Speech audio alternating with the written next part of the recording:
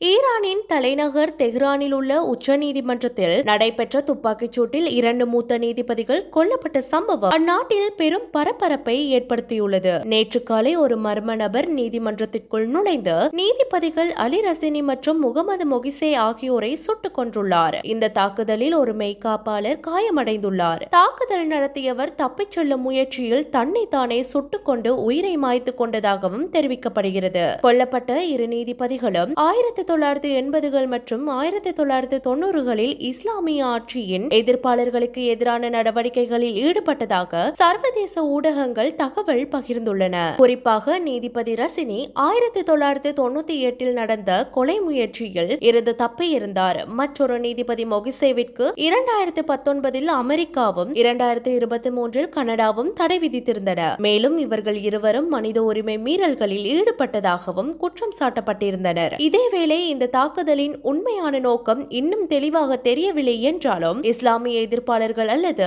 அரசியல் எதிர்ப்பாளர்களால் நடத்தப்பட்டிருக்கலாம் என்ற சந்தேகம் எழுந்துள்ளதாக ஈரானிய தகவல்கள் தெரிவிக்கின்றன. இந்நிலையில் ஈரானிய அதிகாரிகள் தாக்குதல் தொடர்பாக விரிவான விசாரணை நடத்தி வருவதாக தெரிவித்துள்ளனர். உக்ரைன் தலைநகர் கீவ் மீது ரஷ்யா மீண்டும் தாக்குதல் நடத்தியுள்ளது. ட்ரோன் ஏவுகணைகளை கொண்டு தாக்கியதில் பல அடுக்குமாடி கட்டிடங்கள் சேதமடைந்துள்ளன. அங்கு விரைந்த தீயணைப்பு வீரர்கள் தீயை கட்டுப்படுத்தியுள்ளனர். ஆனாலும் இந்த தாக்குதலில் சிக்கி 3 உயிரிழந்துள்ளனர். அதேபோல் தெற்கு பகுதியில் ரஷ்யா நடத்திய 2 தாக்குதலில் 3 பேர் பலியாகியுள்ளனர். இதனை உக்ரைன் அதிகாரிகள் தெரிவித்துள்ளதாக சர்வதேச ஊடகங்கள் தகவல் பகிர்ந்துள்ளன.